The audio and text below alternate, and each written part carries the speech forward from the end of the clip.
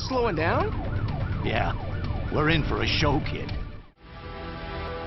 If there is one constant in the universe, it's that DC and Marvel have always been at war. Whether it was a friendly competition or a serious battle. Wherever one goes, the other is sure to follow. In 2006, both companies threw their hats into a new arena, the straight-to-DVD video market. And even though it seemed like for a moment that the two were on equal footing, this was yet another duel that DC was destined to win. Thus, we celebrate this victory on DC-cember.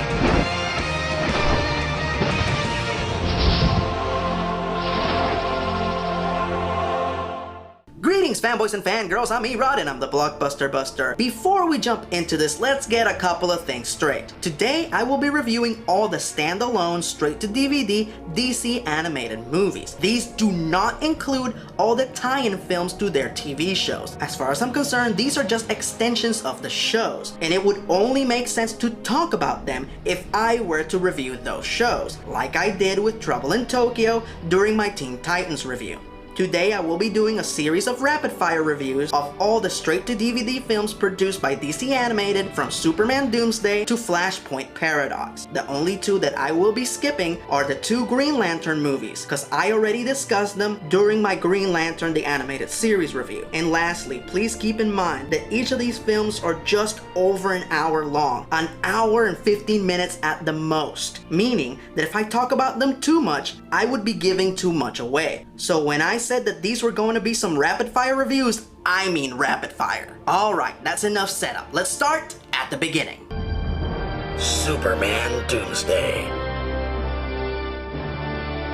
This one was released over a year after Marvel's first standalone feature, Ultimate Avengers, based on the Ultimates comic. While Ultimate Avengers might not be perfect, it's still a decent movie, with one of the absolute greatest opening sequences I have ever seen. No matter how you slice it, this was a damn good start for Marvel in this new undertaking. What did DC do to retaliate? Make a film out of the most popular Superman story of all time. Which sounds good, on paper. Just because the death of Superman was popular, it doesn't necessarily make it a good storyline. In fact, everyone attached to the comic admits that it was all a gimmick to spark more interest in Superman comics. And the other thing is that the storyline was really long. So how were they going to cram almost 2 years worth of comics into approximately 1 hour? Well, the fact is, they couldn't. So what we get is a decent first half where Superman takes on Doomsday and they both die in battle, and then a relentlessly boring second half where you're just twiddling your thumbs waiting for Superman to come back to life and stop this Superman clone that Lex Luthor made for some fucking reason.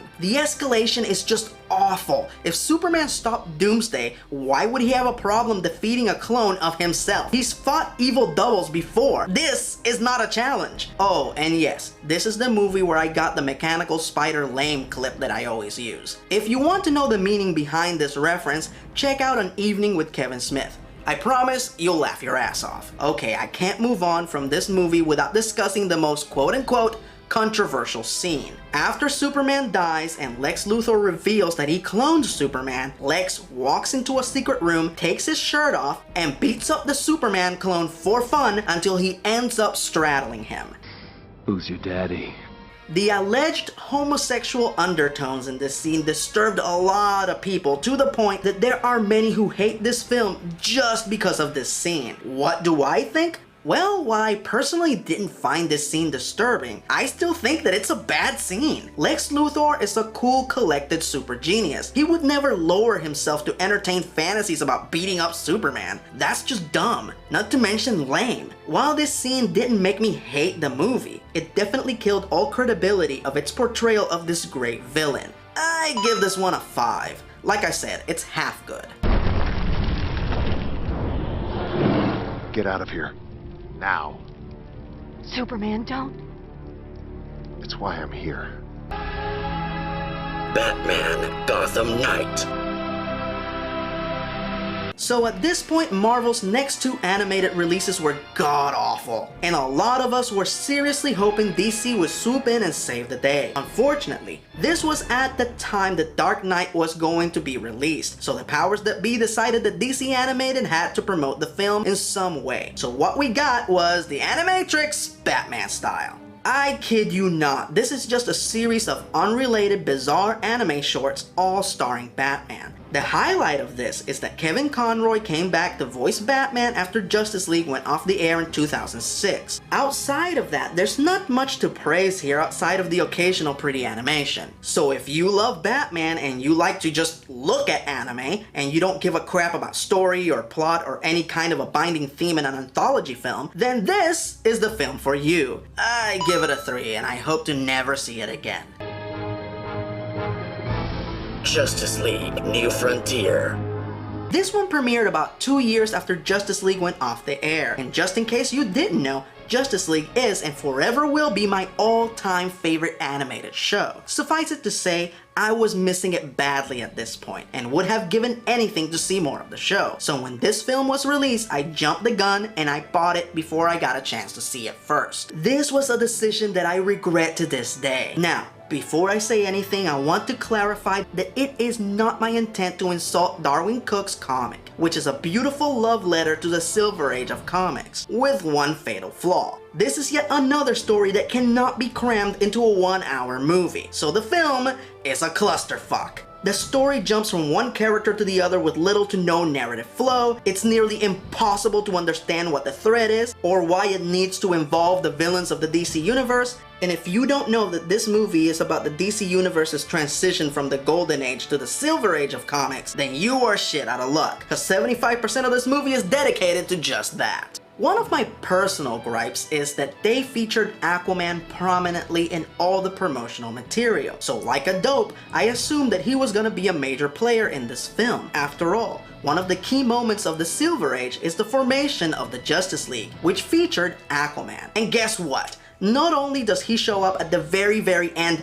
after the big battle is over, but he's only there for less than 2 seconds. What the fuck? With all that said, the film does have a lot of great moments and some pretty impressive action pieces, but by far, the most admirable aspect of the film is the casting. Holy shit that they pick an awesome cast. You have Neil Patrick Harris as the Flash, David Boreanaz as Hal Jordan Green Lantern, and of course, the match made in heaven, Lucy Lawless as Wonder Woman. I wish the execution of the story would have been as good as the casting. I give it a 6. It's definitely above average, but I'm in no hurry to see it again.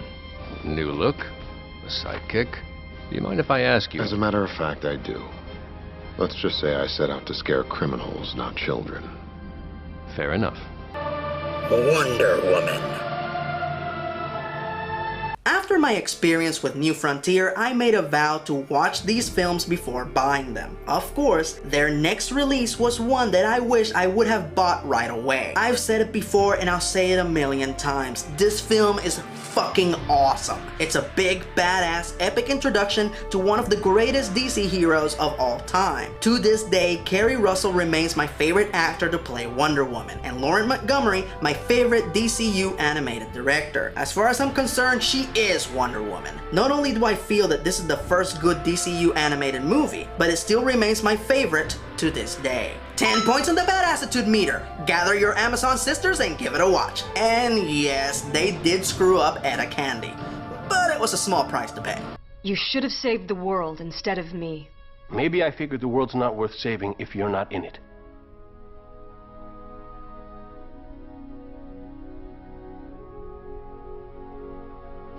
Ow! crazy Amazonian dragon lady. There's work to be done. By the way, you're starting to sound like a woman.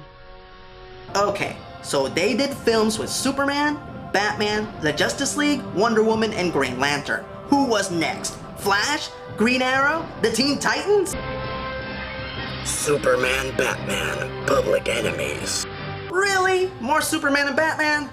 Okay. Based on the short-lived comic book series by Jeff Loeb, the world's finest are put to the test when Lex Luthor becomes the President of the United States of America and puts a bounty on their heads. Of course, the reason that fanboys were buzzing about this one was because not only did it mark the return of Kevin Conroy as Batman, but finally, Tim Daly was returning to play Superman, a role he hadn't played since Superman the Animated Series. And just as an added bonus, Clancy Brown was back as Lex Luthor. Hell yeah! This is the first time I have ever seen anything by DC Animated that flowed like a comic book. You can see all the cliffhanger moments where one comic book would continue onto the other. Then there's the wacky sci-fi elements and the fact that any character can just show up at any moment. But the true highlight of this is the relationship between Supes and Bats.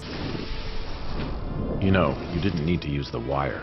I could have carried you. Between you and me, I hate that. Kevin and Tim did a spectacular job of capturing the camaraderie and trust between these two characters, bringing a delightful personal touch to Loeb's hilarious banter. You know who I was thinking about the other day? Who? Magpie. The criminal? Do we know another Magpie? Whatever happened to her? She died. No. Are you sure? Reasonably. Why is it the good villains never die?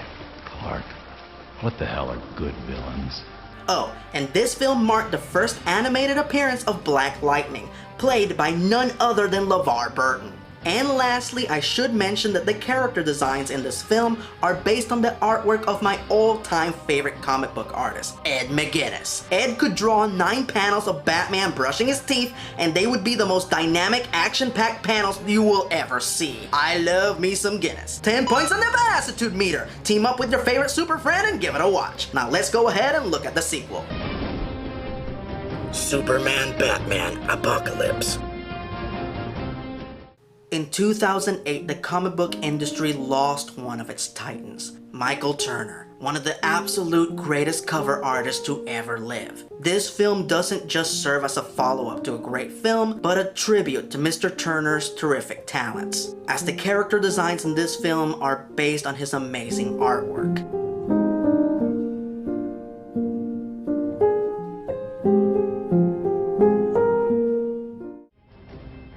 This time around, the world's finest take part in a reintroduction of Supergirl, played by Summer Glau, as our heroes do their best to help the girl of tomorrow find her place in the world, be it good or evil. Once again, Kevin Conroy and Tim Daly are back as Batman and Superman, and Susan Eisenberg from Justice League returns as Wonder Woman. The animation is beautiful, the action sequences are fantastic, and the relationship between the Trinity was captured perfectly. My main issue with this one is that there are a lot of story elements that are just unclear. Like, why is Supergirl's upbringing a concern of the Amazons? How did Darkseid find out about Supergirl? Where did he get the Doomsday clones? How is brainwashing Supergirl beneficial to him in any way? While the amazing battle with Darkseid at the end partially makes up for the lack of exposition, it's still not enough. I give it a 9. It's almost there. What's the point of this? Kara could level the entire island. Having power and knowing how to use it aren't the same thing. You of all people should know that. Justice League, Crisis on 2 Earths. I was unemployed when this film came out, so I didn't have the disposable income to buy it or rent it when it was released. I had to wait almost a year before I could find a steady job, and when I got my first paycheck, the very first thing that I did was rent this movie from Redbox, and I cannot tell you how satisfying it was to see this film after so much anticipation, as it is the Justice League film that I've been waiting for since the show ended. Based on the Earth 2 JLA storyline by Grant Morrison, the League receives a distress call from Lex Luthor that comes from an alternate dimension in which he is the world's greatest superhero, and the League, or should I say the Crime Syndicate of America, is his greatest villains. Interesting fact, The late Dwayne McDuffie actually wrote this story as a made-for-TV movie that was supposed to bridge Justice League with Justice League Unlimited. Some of the story elements that were supposed to serve this purpose are still evident here. You can see that the Watchtower is being repaired, as it crashed during the Season 2 finale of Justice League. You see them successfully test the teleportation system, which is prominently used in Unlimited. Wonder Woman acquires the invisible jet during their adventure in Earth 2, which she later uses in Unlimited.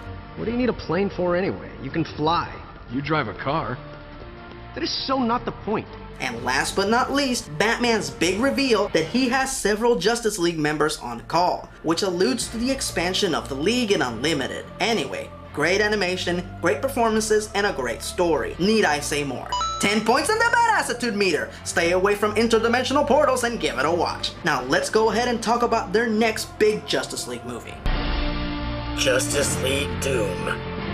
Remember how I took a vow where I said I wasn't gonna buy any of these movies without seeing them first? Well, the DCU animated crew was quick to announce while promoting this film that they had put the band back together. Not only were Kevin Conroy, Tim Daly, and Susan Eisenberg back as Batman, Superman, and Wonder Woman, but Carl Lumbly was back as Martian Manhunter, Michael Rosenbaum was back as The Flash, and to play Hal Jordan, Green Lantern, they got my personal pick, Nathan Fillion. Shut up and take my money! I pre-ordered the DVD right after I saw the commercial, and I'm happy to report that while this film is not perfect, it's still satisfying. The movie is based on the Mark Waid JLA storyline, The Tower of Babel, which just so happens to be one of the absolute best JLA storylines ever written, and one of my personal favorites. And to be perfectly honest, the changes that were made for the animated version were not smart ones. In the comic, Ra's al Ghul steals Batman's contingency plans to fight the League if they were ever to go rogue, and he uses said plans to distract the League while he exacts a much bigger plan. If they would have just been loyal to the comic, this movie would have been perfect. But they decided to change Ra's to Vandal Savage. Who wouldn't know Batman's secret identity, let alone about the contingency plans for the League? Vandal then assembles the Legion of Doom unnecessarily to carry out said plans, and most of the villains walk away from each hero after attacking them. The worst is Bane, who buries Bruce Wayne and then walks away. He's a master of escape, you moron! Vandal Savage is either really stupid or just plain old masochistic, cause he basically set himself up to get his ass kicked by the League. In spite of this, the film does have great animation, great action sequences, and fantastic performances. I give it an 8. It was almost there. With all that talk about unchecked power, you're still so arrogant you didn't bother to come up with a plan to stop yourself. I do have a plan. It's called the Justice League.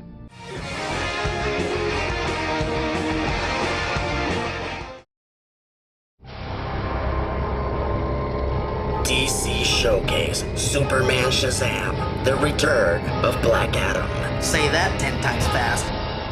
Now, I do warn you, the title is a little misleading, as one would assume that this is a full animated feature about Superman and Captain Marvel, when in truth, it's a series of original animated shorts, each starring a different DC character. This was intended to mimic the comics of the Golden Age and Silver Age, which would often feature a short, unrelated backup story that would follow the cover story. The most famous one of them all being All-Star Comics number 8, for which the backup story is the first appearance of Wonder Woman. Here, we have one short featuring the Spectre trying to solve a murder mystery in Hollywood. One with Jonah Hex trying to bring a killing, thieving bar wench to justice. My personal favorite, which sees Green Arrow trying to make it to the airport on time so he can propose to Black Canary, when suddenly, a bunch of bad guys try to assassinate a young princess and Ollie intervenes. 1 arrow each.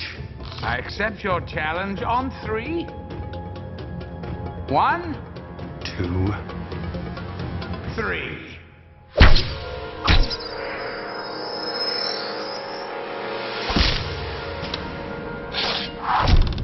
And last but not least, we have a retelling of Captain Marvel's origin, which involves Superman for some reason. But I'm not complaining, as this film sees the return of George Newbern from Justice League as Superman, and Jerry O'Connell as Captain Marvel, who also played him in Justice League. And while we're on the subject of casting, Jonah Hex was played by none other than Thomas Jane, who is a huge Jonah Hex fan. He lobbied long and hard to play Jonah in the live-action film. He even went as far as having his picture taken in full costume and makeup. While I admire his passion for this great character, I think Mr. Jane should consider himself lucky he wasn't casted in that horrible fucking movie. Anyway, these shorts are awesome. I enjoyed them so much, I really want them to make another DC showcase with a new series of shorts. 10 points on the badassitude meter. More like these, please. So you're what this is all about. I'm his replacement. Then let's replace him. Batman Under the Red Hood.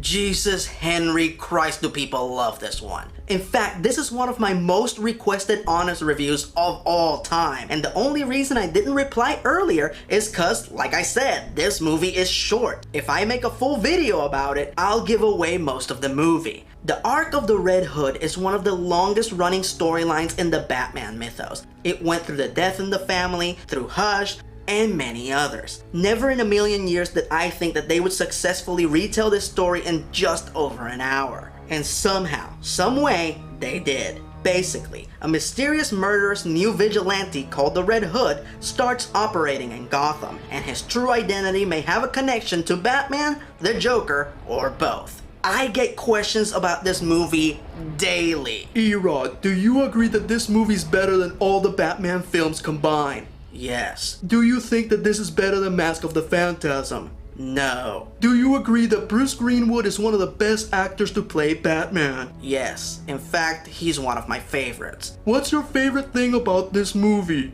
The dialogue. The dialogue is excellent. I had to take him down. You shattered his collarbone. He's a drug-dealing pimp. I didn't think I had to prop up some pillows before I took him out. Is there anything you don't like about this movie? Only one thing. John DiMaggio as the Joker. He's not bad. It's just that when he talks, all I hear is Bender, and that was really distracting for me. I thought you'd enjoy seeing some old faces. After all, most of these guys used to work for you. Other than that, excellent movie, 10 points on the badassitude meter. I hope everyone's happy. Now please, please, please, stop emailing me about this movie. You and your gadgets. All-Star Superman. Based on the Grant Morrison Silver Age style storyline, which sees Superman find out that he is dying when he absorbs too much solar radiation after flying into the sun to save some astronauts. Now, I'm fully aware that this was Dwayne McDuffie's final work before he passed away. I'm a huge fan of his, but I just don't like this one. Grant Morrison's writing style is just too erratic and strange. He fully embraced the wacky, weird nonsense of the Silver Age and dared to tell a serious story about mortality in that lighthearted era. But personally, I just don't feel this one translated well to a different medium. The one thing that I do agree is freaking awesome is Anthony LaPaglia as Lex Luthor. I seriously wouldn't mind seeing him play Lex again one day. I've always liked you, Kent. You're humble, modest, comically uncoordinated, human. In short, you're everything he's not. I give it an 8. It's just not for me. In a world without Superman, the unattainable Lois Lane might have noticed good old Clark. Batman Year One. Now, before I talk about the film, I should mention that the DVD release for Batman Year One includes a Catwoman animated short with Eliza Dushku as Catwoman, and it is excellent. It makes the live-action Catwoman movie look like kitty litter. Well, actually, Cheap Puppet Theater makes the Catwoman movie look like kitty litter. Point is, it's awesome. 10 points on the badassitude meter. Check it out.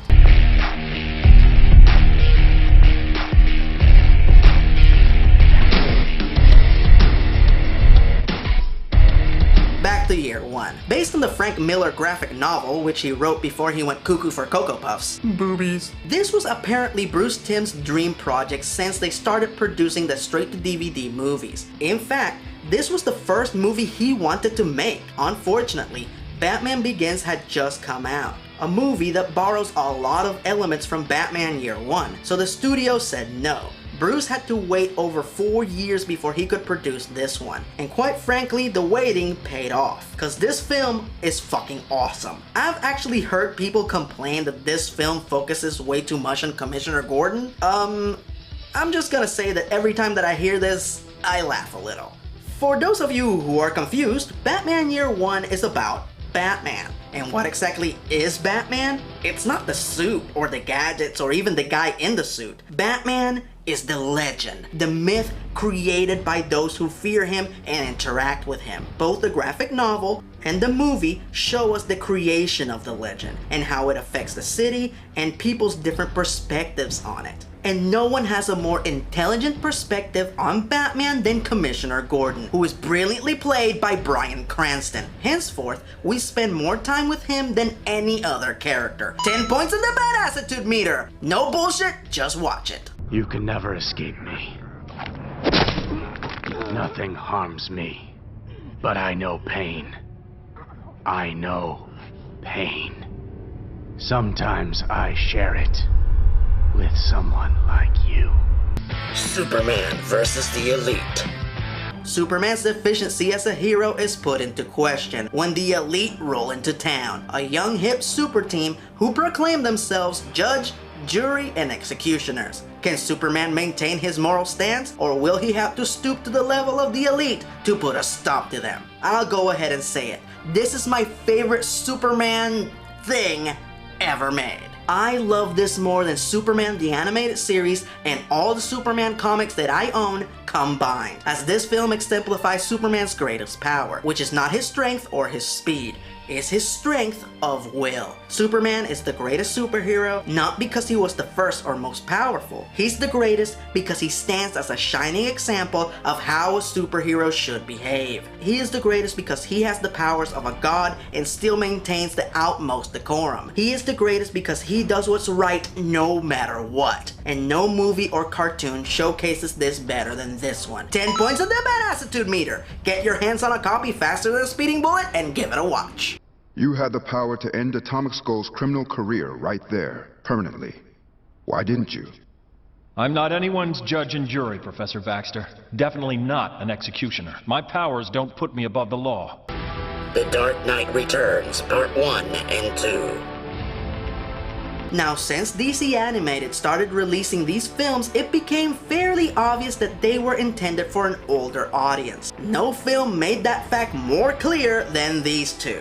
Based on the famed graphic novel written by Frank Miller, once again before he went banana balls, boobies, our story sees an old Bruce Wayne come out of retirement and take on the mantle of Batman one last time to put a stop to all the gang violence in Gotham. Batman!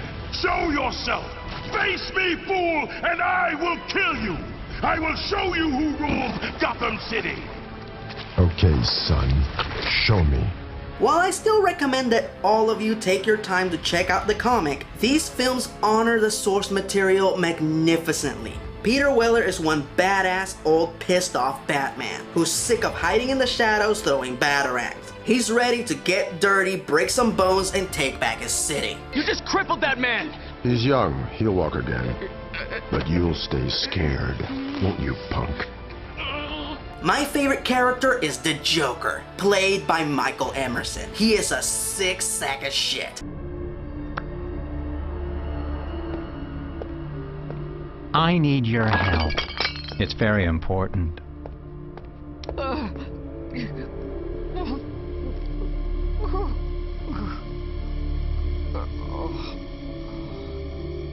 My help. I made myself pretty for you. You should say thank you. Thank you. This is the Joker that I wanted to see in Under the Red Hood. Mark Hamill may still be my favorite, but Michael Emerson comes pretty damn close. I have maintained for many years that Batman and Joker's greatest confrontation outside of the comics is in Batman: Mask of the Phantasm. But their epic, brutal battle in this film trumps it entirely. Holy shit! My favorite moment is actually a really simple one, when Batman and Carrie Kelly, the new Robin, make their big aerial escape and Bruce momentarily drops his tough guy act to complement her courage. Good soldier. Good soldier. It's just a really sweet little moment that I really appreciated. Incidentally, Carrie Kelly is played by Ariel Winter. Who's Ariel Winter? She's Dora, motherfucker! That means let's go. And of course, this epic tale culminates with one of the greatest fight scenes in all of comics. Batman versus Superman. Do I have to say anything else? 10 points on the badassitude meter. Go watch it now. Are you out of your mind? I'm through playing Joker. Superman Unbound. With all the great stories and characters in the DC universe, this one just seemed like a pointless excuse to ride the lightning of the Man of Steel movie. This one works as an indirect sequel to Superman Batman Apocalypse, as Supergirl is still having trouble adjusting to life on Earth, and matters are made worse when they reintroduce Brainiac, who apparently was the one who assimilated Supergirl's home of Kandor. This one is not bad, but it's nothing special. I really didn't like Brainiac's design in this, cause he looks way too much like Martian Manhunter. And while defeating him using a logical paradox was silly, it was still very Silver Agey, so I can't complain. I give it a 7. I don't love it, I don't hate it. Even you must realize how worthless they are. Such a savage world. Its scientific achievements paltry, its weapons unimpressive.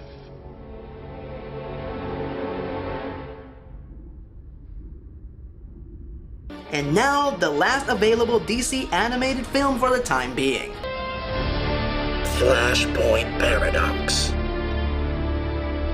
Based on the event comic by Jeff Johns, Flashpoint sees the Flash travel back in time to stop the murder of his mother, only to have radically altered the timeline of the DC universe, creating a hellish alternate reality, in which Superman's ship that brought him to Earth from Krypton crashed into Metropolis, destroying the city. And Joe Chill killed Bruce Wayne in the alley instead of his parents. So his father, Thomas Wayne, is the one who becomes Batman, a very violent, gun-toting Batman. And Wonder Woman and Aquaman lead their armies to fight for supremacy of the planet. Now, this is a harsh, dreary, unforgiving story that I find emotionally draining.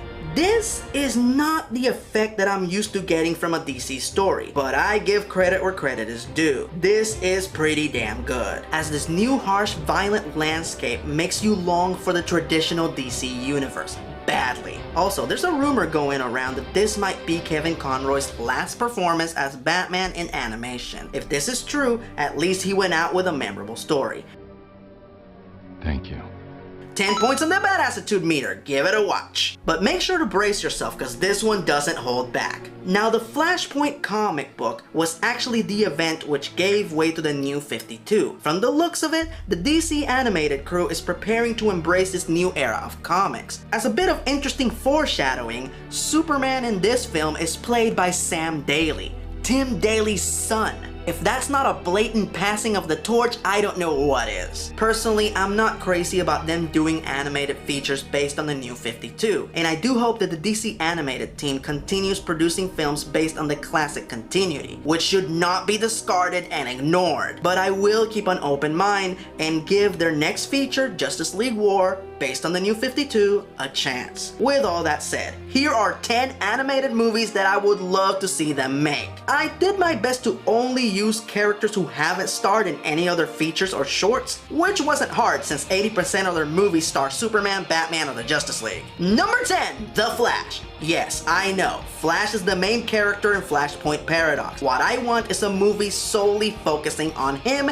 and his universe. The Flash family, the Flash Museum, the Rogues, the whole 9 yards. Number 9, Zatanna. She is the backwards talking sexy spell-casting mistress of magic of the DC universe, whose paranormal exploits lend themselves perfectly for infinite story possibilities. Number 8, Lobo. A hilarious 1-hour animated film making fun of the idiotic hyperviolence of 90s comics, starring the main man. Who wouldn't watch this? Number 7, Aquaman. Mythical beings attack from the deep and the mighty marine marvel comes to our rescue. Hail to the king.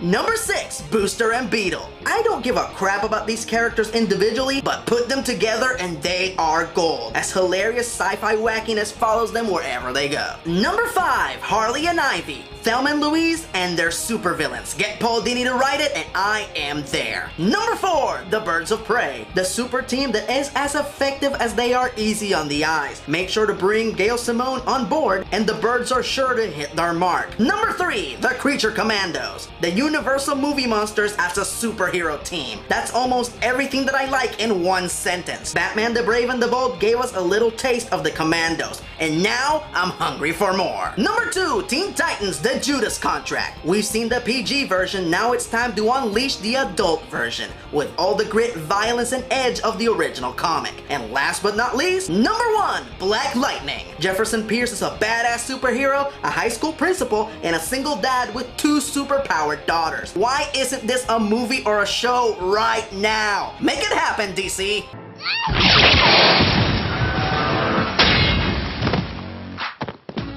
Maybe you are sick this time. I hope you enjoyed the review. If this video is successful, I might just do one every year. This is the Blockbuster Buster signing off.